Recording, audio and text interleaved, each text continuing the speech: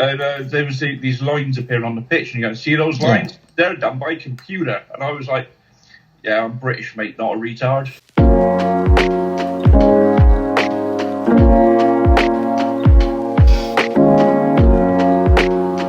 Hey guys, and welcome back to the 6th episode of the PewHub Podcast. Today we have a really special treat for you guys. We have host of RedWolfTV, Marck, Redwolf Marck himself. Say hi. Hey, what's up, everybody? Thanks for having me, guys. And obviously, of course, I have my co-host, the unmistakable dulcet tones of Mike. How you doing, Mike? I'm good, thanks. And yeah, how are you two? I'm doing all right. I'm doing okay. So today we're going to be talking about, which is obviously, Mark, you're very, you got your finger on the pulse. You know what you're talking about. So we're going to discuss what's new with new products, new releases. Is there anything interesting coming out? Are there going to be any more bright pink guns hitting the market at any point? Please. So just kick it off. So what's new? So, I don't know if many of you people know. Right now, Redwolf is going through a move. So we're moving our facilities from where we were before, and we're expanding, going to a bigger place. So lately, there's not been like a whole lot of new guns, but there are some pretty cool things on the horizon that I'm very excited about. One of which is, of course, the joint license that VFC has with BCM. So their BCM Air stuff is, hotness. I cannot wait for those things. Their AEG line is going to be fantastic. It's going to be the top end. I think their Virgo system is going to be in there. I could be wrong, but I think the last I heard was they're going to throw a Virgo in there, and it's going to just be blazing hot. AEG from VFC. Then of course they're going to have the gas blowback version come out later. So I'm really excited about that. Another thing that I'm pretty excited about is the FALs that's coming out. So that's going to be fun. Right, Mike? Come on, I see that twinkle in your eye. Got someone badgering me almost weekly on when they're coming out. Yeah, that FAL, it looks so good. And but I think the big sleeper in the VFC releases is probably their Mark 46. Their machine gun that they have coming out, and I'm pretty excited about that one. I think that one's going to be a game changer. Seeing how light it is, you can use it's one hand wieldable, which is crazy. Compared to like we all know like how heavy the GNP ones were, the 249s from GNP. Good God, it's like a workout. Yeah, but you can see like Jonathan from Airsoftology just lift this thing one hand, and you can store 1,000 rounds in the gun. That's how. What kind of black magic is this? I'm pretty excited about that. So those are probably some of the ones that I'm really looking forward to. COVID has been going on, and it's kind of affected a lot of release schedule for a lot of companies. Some things have been pushed back. You don't see a lot of just like shotgun approach of how they release things. Like they're just not going to take a bunch of crap and throw it out, which is good. So that's probably what I'm looking forward to the most.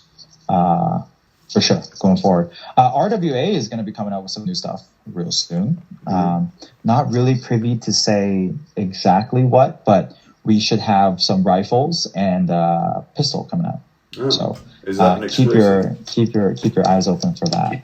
If they're anything near the quality of the EXA, we're quite excited because the EXA, obviously that's a recent RWA release, and was absolutely. We can't get enough of them. Buying out as soon as we get them in, they're gone. And people love. I mean, they look good, but in terms of functionality, one of the best performing Glocks out there. Yep, for sure. I mean, to be honest, like we try to take an approach inside the office of like we don't want to overhype our own stuff, internally. Even when we get a sample that's really, really good, we try to nitpick the living Christ out of it. And what we do is we find, okay, so there's this little thing or that little thing. It could be better. So that pistol's gone through so many different iterations. Actually, this is a small caveat. This is the first time I'm sharing this. Actually, if you go back to our first during some of the first videos during COVID, when we were like, you can airsoft at home. And we're teaching, like giving people tips and tricks of like, you can do a speed reload or an admin reload. The pistol we used was a first gen EXA. Nice. It was a first gen, first sample batch EXA. that thing, like we purposely used it for like, I wonder if anybody can tell, if anybody could see, because it didn't really even fit into our holsters. And we came out and we're like, oh, don't drop the mag, don't break the mag. We only have 2. So we had a box full of some curtains and stuff. We dropped the mag in. It was a good time. Yeah, but yeah, that's the first time I think we're really coming out to say that. Yeah, we've actually put that thing in a lot of early videos to see if you guys caught it. And I don't think anybody did, which is okay. Yeah, it's just like a little Easter egg for people to go back and watch the videos again. For sure. Yeah. So the EXA has been absolutely fantastic. I mean, Max Gambit, he's really seen this project through from start to finish, and to see, it's finally worked out so well for us. He's got this big load off his shoulder, so he's now planning on the next pistol release under the Agency Arms brand. We have a few things that we're discussing. I think we should be able to talk about those pretty soon. But in terms of pistol wise, we actually had several slated to come out much sooner. But yeah, well, thanks to COVID, we can't get stuff in. So, hopefully this year we get a few more new things out for people, and it's definitely going to be on that level of EXA. Well, that's exciting. I'm really excited to see come out. Because of the price, I probably won't own one myself, is the Airsoft Innovations shotgun. That Flak 10, Flak 5. Or an SA-80. Mm-hmm. I don't know what it looks like, but 10 BB with one pull of the trigger. Takes EG mags, is in fact a gas shotgun. Yeah. That looks absolutely awesome. Yeah. It's going to be expensive. Mm. Yeah, I think it's like $900 US, I think, somewhere along those lines. Maybe less, give or take. I don't know, somewhere along in that ballpark of that. Yeah. I mean, there's a lot. It's one of those things. It's like when the AA-12 came out. Yeah. It's one of those things where it kind of didn't matter if it sold, if you know what I mean. It was such it was a new piece of engineering having the 3 hop units in one gun. I mean, it did. It kind of sold a bit better when they repackaged it. But yeah, it's that sort of thing. It's just that hopefully it's going to lead to more. It's going to lead to kind of more innovation. Really what's needed. There's not been that much new tech in a while. Yeah, that is very true. I mean, I think what we've seen with COVID is like a lot of manufacturers are taking a very calculated approach to what they're doing. They're just refining existing product. There's nothing wrong with that. I don't think there's anything wrong with that, because like a lot of people have so much more time on their hands. We've seen just from our from people's buying behaviors, like we've seen people spend more time purchasing upgrade parts. They're wanting to spend more time to learn how to detect their guns. Manufacturers are now pushing out, I think, better quality product, again, just like not taking that shotgun approach I was talking about earlier. And it makes my job a whole lot easier because I get to review guns that are a little bit more on the high end side.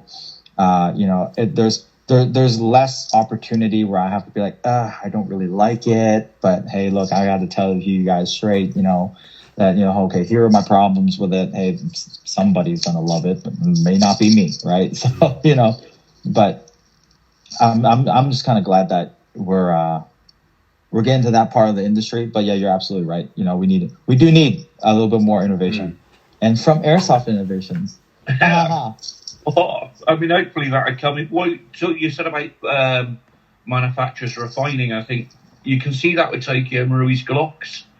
Mm-hmm. I mean, the Glock 17 is an exceptional Glock 17, but it just seems every time they release a new Glock, there's something new in there. And I mean, I can remember when if you got a Glock 17 and put green gas in it in the UK in the summer, you're probably going to hit someone with a slide before a BB because for sure, it'll explode. But whereas the new Glock 19s are absolutely solid. They're so reinforced inside, and it actually now looks like TM are realising that there is airsoft outside of Japan, and they're putting a lot more thought into their products internationally. Whereas they've been kind of renowned for just going, we make for Japan, that's why our FPS is low, and they just seem a little bit more aware that how much they're selling abroad now, which is good. Yeah. Yeah, for sure. Also, like, you also start to see that maybe they're starting to see that the Humorex Glocks are posing a reasonable bit of competition to them. That people don't want to buy a Glock for, I don't know, 100 pounds, maybe more, give or take, and then throw another 80 into it just so it can shoot green gas, right? It's just not smart. I mean, there's people out there who do it. I mean, it's the same people who love their NGRS.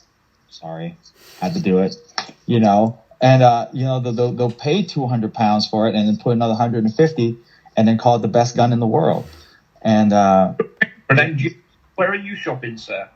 I'm just giving an example. No, it's just, I don't know. Like, I just see it's good to see Tokyo Marui kind of taking the international community a little more seriously now, and you know, being able to have higher tolerances for things so it doesn't explode in your hand.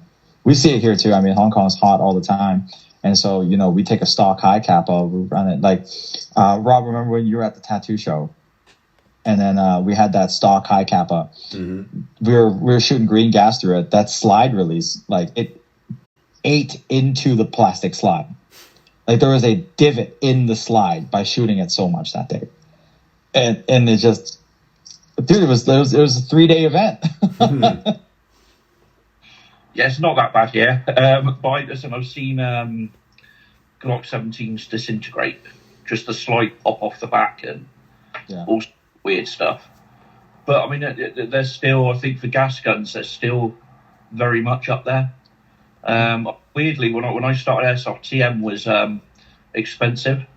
Now they're kind of budget, because you've got the Humorex coming out, and you've got people are willing to spend a bit more on something that's going to last a while. With WE creeping up in price, TM's kind of plateaued for a while, and then now budget guns, which is, I've been in Airsoft like 19, 20 years, and for TM to be considered budget is a bit weird for me. Yeah, I know, right? Kind of crazy. Yeah. I feel you. When I started, you had Classic Army and TM, and that was about all you could get hold of in the UK. And if you had the money, you bought a Classic Army and a TM, and you gutted the Classic Army and put the TM internals into it. Mm-hmm. Yeah, makes sense. Yeah. But back in the day, man, like when Classic Army was like, oh, dude, I got a Classic Army. I was like, oh, yeah, that's good. They were really good back then. They're not. Yeah. My two first rifles, I had a TM M4A1 and a Classic Army M15A4 SPC. The one of the a gun, it cost like 300 quid, but lasted. It just kept going. Yeah. Brilliant, amazing bit of kit. I never sold it. Nice. Yeah, I think the first real serious gun I kind of got back into was I bought a G&P MOE M4, and that was the one that was like really, like, that thing would just run and would not die, just refuse to die. And I was like, man, this G&P stuff is really good. You know? Back in the day when it just, you know, ran like a truck and it wouldn't fail. Yeah. And then, so that was like the first like real AG I really got back into. Back in the day, I would just play, like, we would just play Springers and stuff, because like you couldn't go here, like I couldn't be underage and go buy like an AEG, and like they just wouldn't sell it to you. So I had to go, and, you know, we bought these Springer Glocks, and I had a Springer G3. That was actually pretty interesting. That Springer G3 was a piece of crap, but it was cool. It had a bipod. See, piece of crap guns. I have a theory that everyone's got a piece of crap gun in this, and it's kind of like the one that got away. And I had a Salient Arms APS Cam 870. Yeah. Load of shells, and it took about 4.5 hours to load your shells, because you had to put the wadding in, fill the BB, cap them. 1 in 4 for no reason whatsoever wouldn't go off. Yep. And it was just, but when it was worth all that for that one time you shot someone in the face, that one time you got a headshot, and someone's running at you and they just go, as they've got 20 BB. Or, as the rumour goes, loading them with Skittles and shouting, "Taste the rainbow, motherfucker," as you're shooting down the corridor. And there is also a rumour that they fire CR123 batteries. So that is neither true. Possibly. I have seen that one, though. So there is a guy in one of the forums here for in the first gen 870s. Yeah. And he did a test where he put, I think it was like, it was a metal slug test, and he shot it at one of his metal airsoft targets, and it dented it. Like the video, bang, and you just ping, and there was a huge dent. I was like, damn, this is legit. To see if it was true. And I shot it into a barrel. I'd be not stupid enough to fire that at someone. You've got to be a lunatic. I mean, the best thing I done with that, we actually, because you got the wand and it took 2 CO2 bulbs in the base. Well, we unscrewed that and HPA'd it, just put it on a bottle. Yeah. Because we've got airsoft sites in Bristol where you can get free air refills. Yeah. You just, even if you weren't using it, you take your bottle on, fill it, ready for your CQB game. But we've had a lot of fun with tag rounds as well. Yeah, that's something we don't really get to do here because like they're pyro, they're considered pyro, and so like the Hong Kong government doesn't have a concept of like cold burning. Like for example, like what's that shit? Oh man, the smoke grenades, the Enola Gay stuff. Like we can't get those here as well. Like it's illegal to have those here. So like the tag rounds that we have here, they're like the soft tip, and then they're the powdered filled ones. So like when they on contact they break, and then they have like the powder inside, like the kind of crappy ones. So we had those for a while, but yeah, all the fun tag rounds, we don't have any of those here. I wish. A couple of years ago, we were at Humber Airsoft. They were running a charity event for the Pilgrim Bandits. If you want to know more about the Pilgrim Bandits, we've actually got a video on them for anyone watching. And it was based on the Battle of Murbach, where it was 9 SAS soldiers held off, like 200 to 300 communist shock troops. Mm-hmm. And there was this fort in the middle. And a load of us I built up a load of tag rounds for an event that I was going to, where we were allowed to use tag rounds, and the day before they said no. So I had like 6 boxes of bloody things to get rid of. Oh no. Final attack, we had to attack this fort, and I had a VFC 417. It was the Benghazi edition. Yeah. With a launcher on the bottom, and we're just using mortar. We had a mortar section, and we were just launching. And there's a video of just pyro going into this fort, and it was like something you see on the news when you've got back going in on the surgeon position. Apparently, it was brilliant inside because they couldn't get out of the buildings because there was just bangs. We had like the hitting next to doors. It's absolutely amazing. Then we were firing smoke in. It was just. But again, tag rounds you got to be really careful with because they're great fun in the hands of people with a IQ higher than kind of room level temperature type numbers. When you get the idiots aiming them at people, and we've seen that someone hitting the face with one and split his nose open. That's no good. Yeah, they've got to be used by sensible people like me. Sensible. Of course. I've only ever hit 2 of them. One of them was an accident.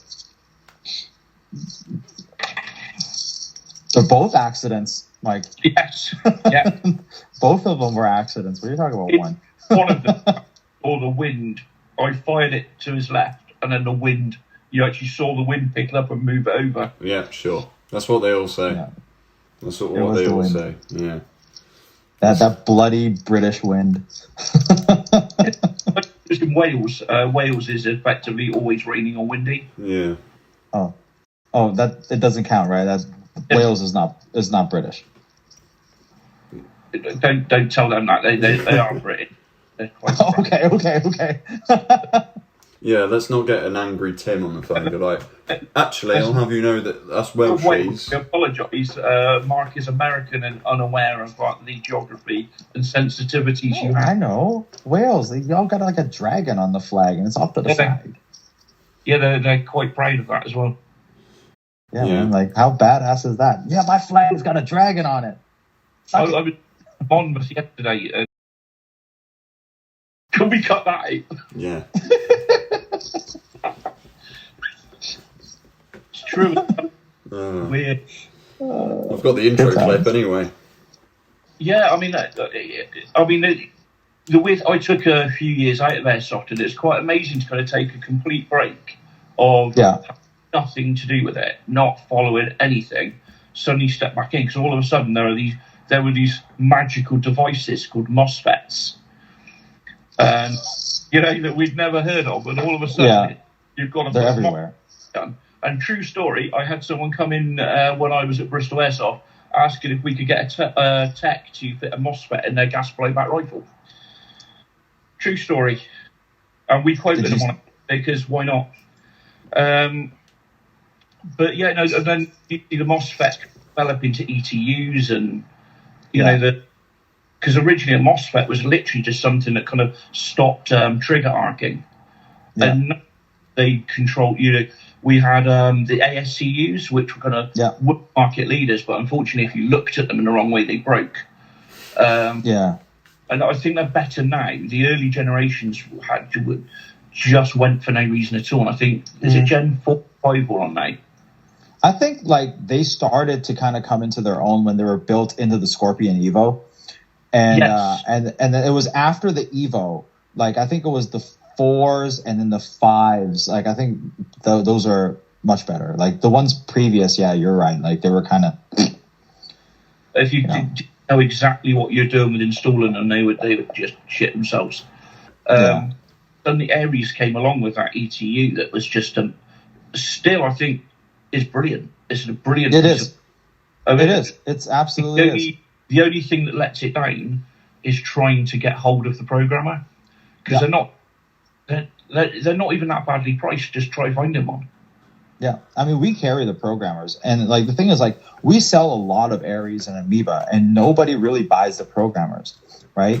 And so, I try to always talk about it in videos where I'm talking about, any other, their EFCSs, the EFCS system that they have. I mean, compared to some of the new hot sexiness from like Perun and Titan, from Gate and all that. Yeah, they're not that. And in the eyes of like Airsoft tech, they're like old, but dude, they just keep working. Yes. They won't break your gun. They're very straightforward, and you can run that trigger pretty hard on semi, and you'll be fine, right? Yeah. Chances are you won't really need to program it all that much. I mean, people who get gates, unless you're like a very you're a seasoned player, you know what you're doing. You're not going to use all the programming features and the technology in it anyways. So I think like Ares' approach is like, you can tune it to your heart's content, just buy the programmer. If not, just enjoy it as it is. And I think like. A lot of people kind of like, oh, the Ares system, oh, it's so old, ha ha ha. It's good though, it really is. But I mean, there's nothing wrong with old. If you look, I mean, how often do TM overhaul one of their products? I don't think they've ever truly done it. It just their little revolver, the little, it's got the same design fault it's had when they released it at the beginning, but it works unless you over pressurize it and then it starts pissing gas everywhere. But like you said, it works. It's, if it isn't broken, why fix it? I mean, I get people all the time. They buy a brand new gun. Oh, what can I do to upgrade it? Nothing until it's out of warranty. Because if you open that up to upgrade it, you don't have a warranty with me. Yeah, and if that's right. But people straight away, I want to upgrade. And it's like, well, what do you want it to do? I don't know. Well, go away, use the bloody thing. Yes. Tell me, do you want better range? Do you want better trigger response? Do you want a higher rate of fire? Do you want all of the above? Because the parts we sell you, the techniques whether will all be different depending on what you want to get out of it. Absolutely. but it's there are people that just cannot leave things alone. And I used to be one of those. It was when I first started, it was the sight limit is 350, so my gun had to fire at 349. Yeah. And of course. And you don't realise that it's not all about power. That just means that he's going to get to where it's going quicker. But range is so much more than putting a massive spring in. It's the barrel, hot rubber, hot unit. And the worst thing you can do with a TM is take the hop unit apart, because then all the magic falls out. And all of a sudden, it's not working. Yeah, that's true. I mean, at the same time, I think Tokyo Marui does also follow a lot of the very Japanese, even Japanese car manufacturer philosophy. It was look, we're not going to really do anything with it. We have so many people out there, third-party upgrade people. They have all the parts for it. We'll just let you do it.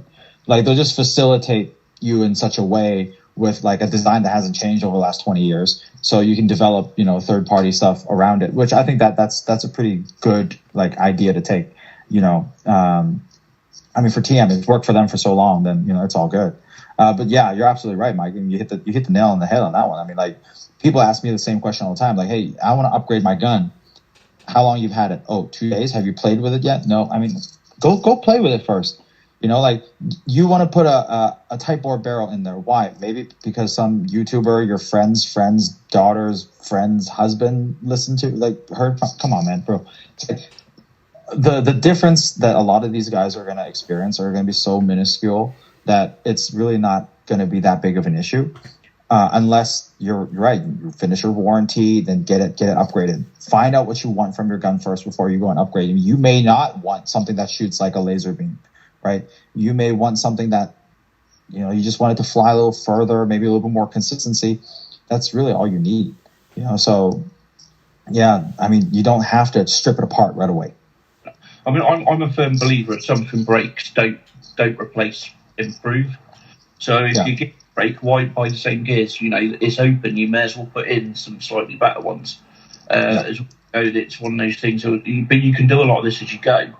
And I can remember I used to own a G28. Yeah. So obviously, it broke quite a lot. But, we had a different version to what you would get over there, because you get the Asia edition, which I understand there's an in-joke that the difference between the Asia edition and what we get in Europe is the Asia edition works. Is that a laugh because it's true? Or No, it's a laugh because I think it's kind of funny. Because oh man, so I don't know what it is. I've only seen this with Umarex guns or VFC, especially their gas blowbacks, right? So I was watching a video from Bada Bing. Cool guy. I love his videos, albeit sometimes a little long, but very informative. And he was talking about that he's had some issues with the bolt lock, bolt catch on some of their M4s or the AR platform guns. So that's the first thing I always test. And I'm like, damn, this thing locks back every time. So I don't know what the problem is. Maybe it's because you guys get an early batch, or I don't know what the deal is. It comes to us first, and then they fix all the problems. But by that point, we've already got it. So we've got essentially the mistakes. Because in a G28, it's got what they call a version 2.2 gearbox. So it's a version 2 gearbox with a bit of scaffolding underneath, because obviously the receiver's bigger. And that bit consistently broke in the ones we got from it. So the pistol grip obviously bolts into it. Then you end up with a grip will do a 45-degree swivel on top. Wow. And I went in, I got so pissed off with it, I actually drove to the wholesaler, tank with them, so I could make an appointment and turn up. And I was stood with the gun tech, and we were chatting generally about, upgrades. And we were talking about upgrading barrels, because at that point in the UK, there was a big debate about tight bore or wide bore, which was better. And I asked him his opinion, and he said, do you know more about designing guns than Tokyo Marui? And I went, probably not. And he went, their barrel's probably better than one you could think of then. And it was that kind of concept of, why change it? And it kind of works to a point. But then I've seen where the hops are crap. You see reviews all the time, buy the gun, change the hop. Obviously not on a TM, on some of the budget brands. Just a really, really interesting kind of concept for him to come up with of why change it. And I'd say, how much extra do you really get when actually the hop unit's far more important than the barrel a lot of the time? Oh, yeah, for sure. Yeah, the housing, everything. The trouble with a tight bore barrel is it can restrict what BB you can use as well. Because when we had it early days, there was a BB called Q Bullet, and it was blue, and it had like a blue polish on it, and you couldn't a tight bore barrel because it just left a blue slime down the barrel where it started rubbing off because they took a 6mm BB and then slapped it, so it's no longer 6mm. And obviously, you then get a tighter barrel, and it's all about tolerances. And it's just, I find that really interesting. It might be rough, for sure, not wanting to put a new barrel in my gun for me, but yeah. I mean, you're absolutely right. I think the hop up unit, like the whole unit itself, and then like which rubber you get, and all that really does factor into it. Especially like, these tolerances are especially prevalent if you talk to HPA players as well. So for the general populace, AEG, GBB players, a lot of it's like really down to preference. Get a good hop up unit, get a good hop up rubber, get a reliable base. And I think chances are you're good to go. Right? Just don't do some dumb stuff with your gun. Right? Just general common sense, room temperature level, IQ. You're gonna be okay. You like that comment? That was good. That was solid comment. I'm building up my insult repertoire. It comes in handy as we're about to reopen Airsoft here again for indoor. Nice.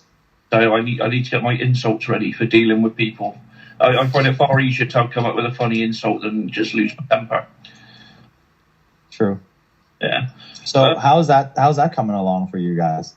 It's going really well. The team's been working really hard. We are a team there at Spartan, and we had guys out over the weekend putting more holes in walls because it's an old college building, so it's kind of because it's kind of classrooms out into corridor. We're making more by literally smacking holes in walls with sledgehammers.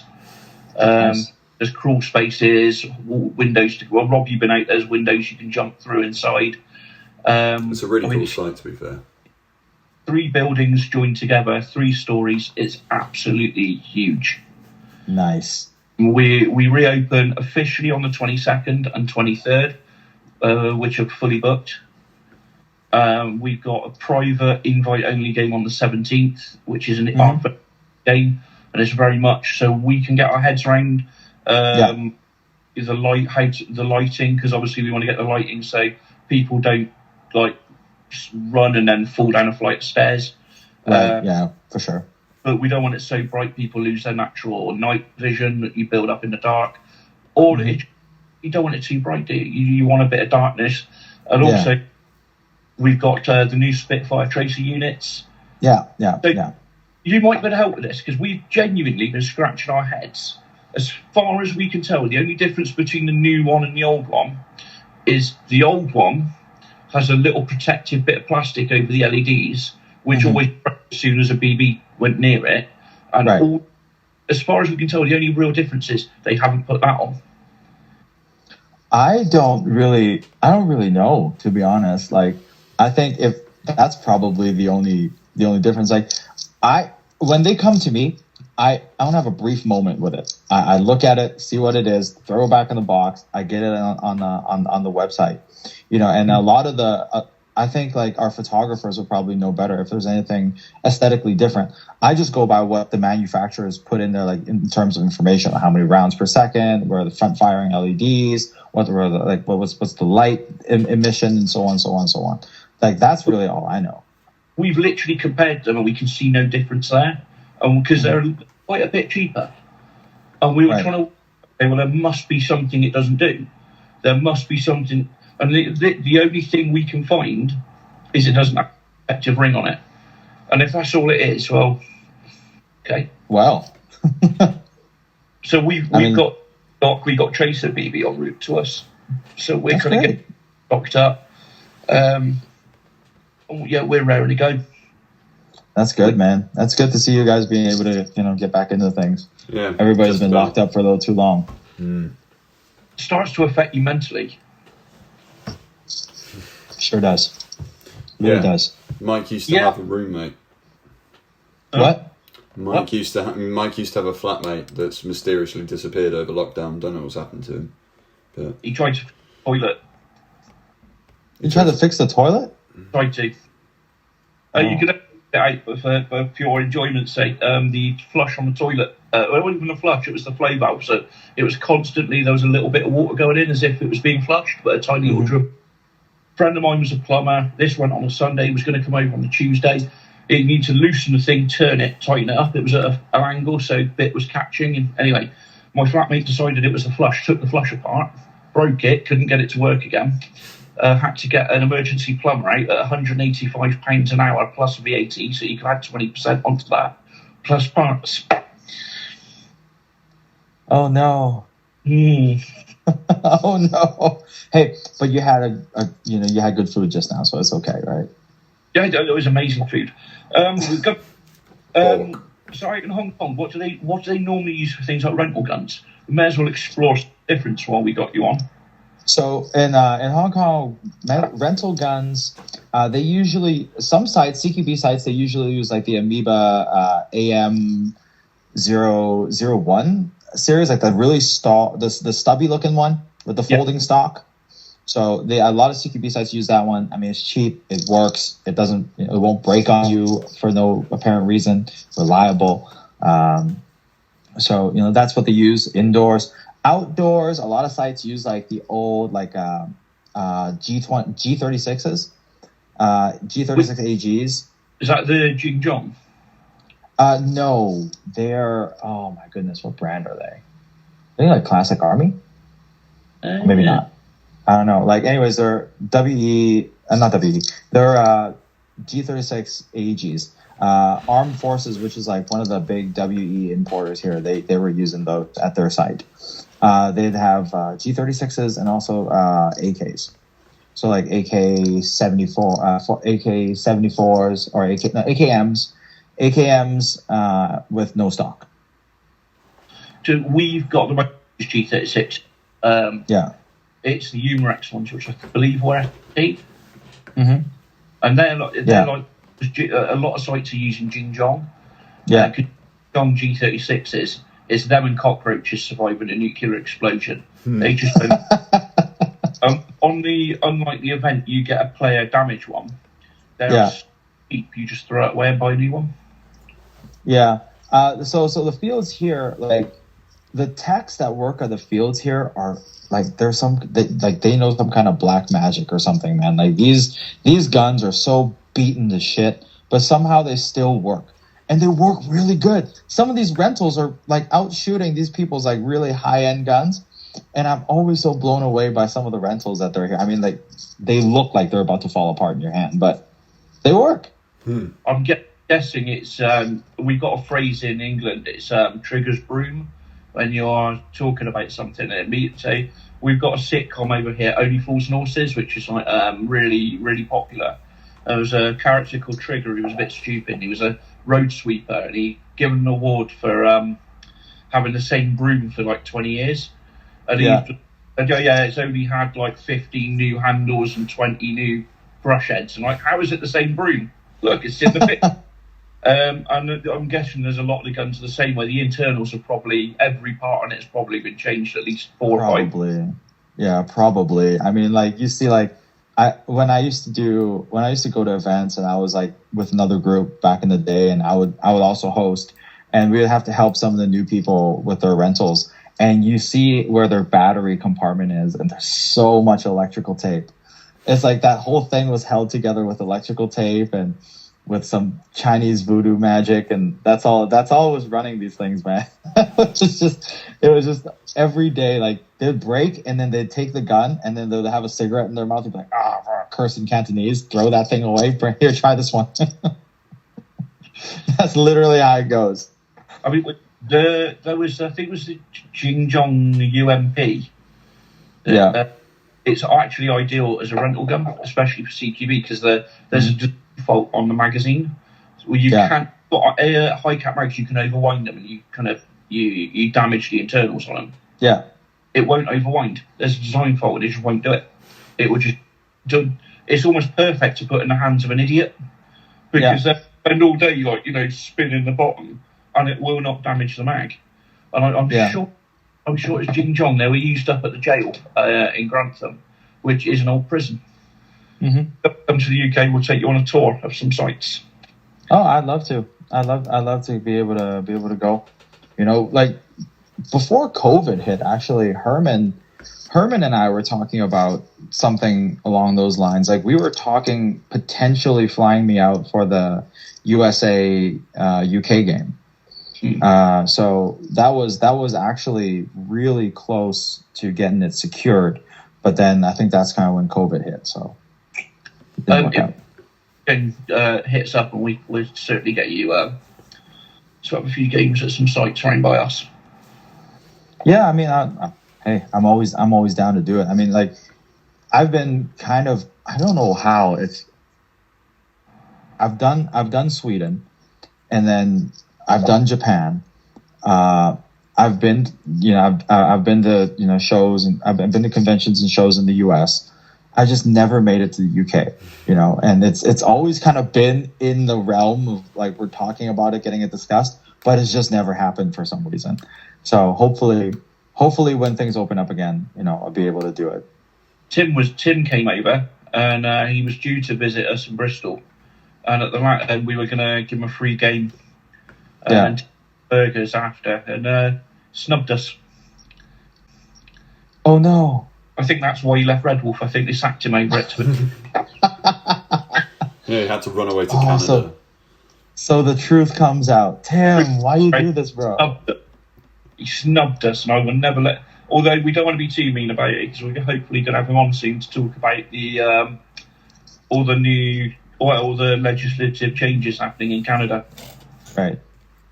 Bless him. Well, hope that all works out well for them. So...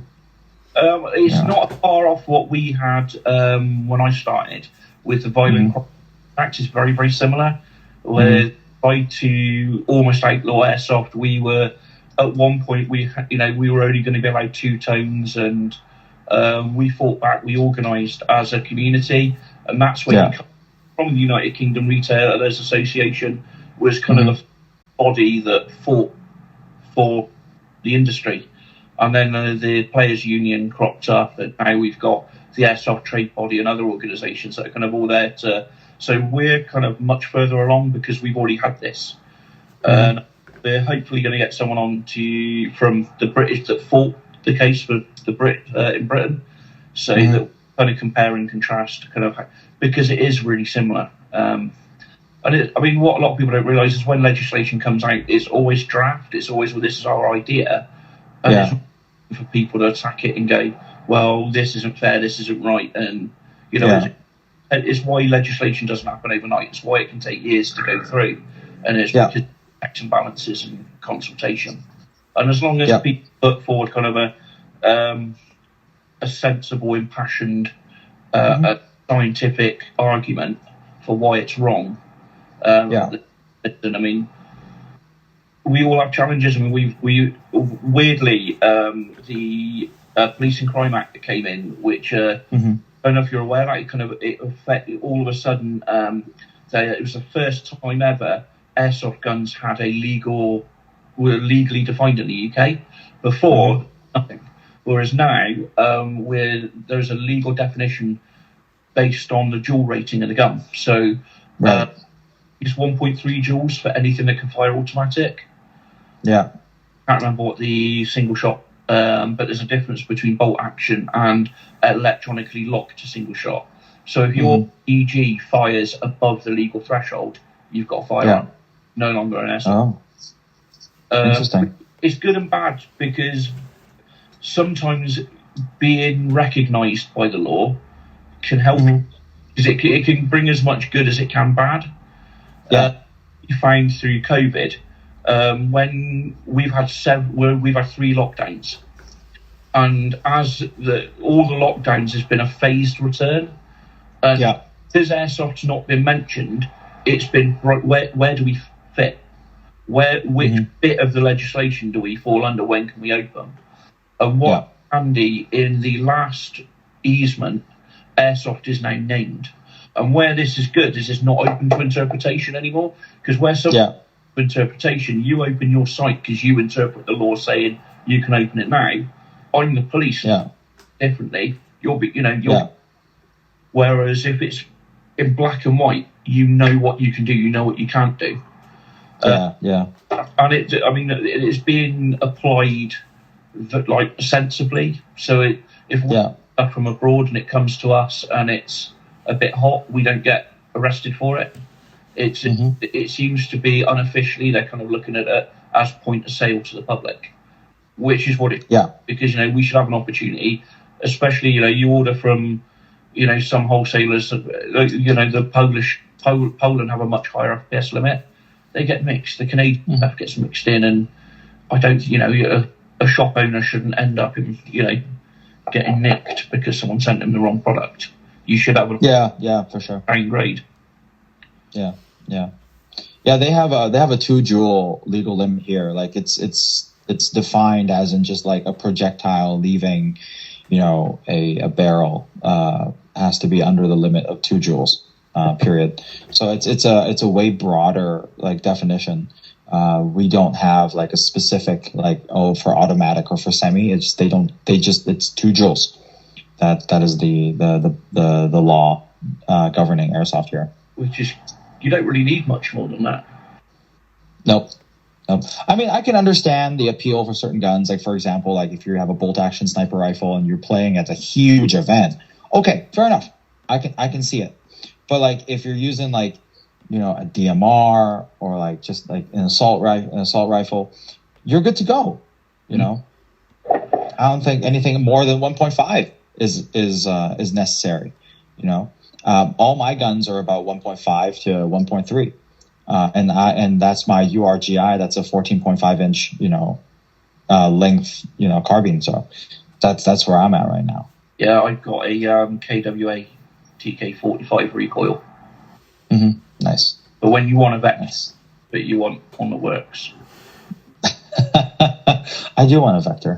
I do want one. KWA, I'm a massive KWA fan since they used to make Humrex. PTS, they made the PTS recoils, didn't they, back in the day? Yeah, actually, the KWA, the Ergo, the recoil shot, the recoils that they had was, I think, the best electric recoil that you can get. I mean, the TMs were way too soft. It was just a joke, right? It was a sales gimmick, and all the other ones was just basically the flap of your bolt cover. That was blow. We called that in the UK. We know that as an electric blowback rather than electric recoil. They're clearly defined over here. But then which actually recoils so hard the gun falls apart. They pieces. There was, I think, Lonex, because they were in with Botan. They bought one out, but are they still around? I haven't seen anything from them. Lonex, Lonex still around, but Lonex does a lot more OEM stuff nowadays.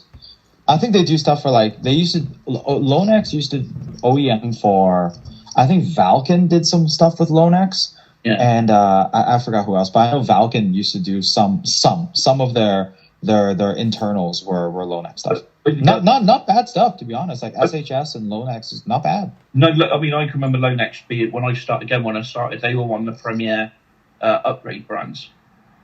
Yeah. But I think there's a few brands that we've got a good product and that's where we're staying.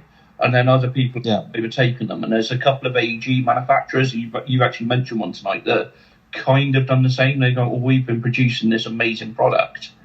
And everyone else gets that bit better, and they seem to then have to play catch up. They go back to the KW recoil, so how good it is compared to TM.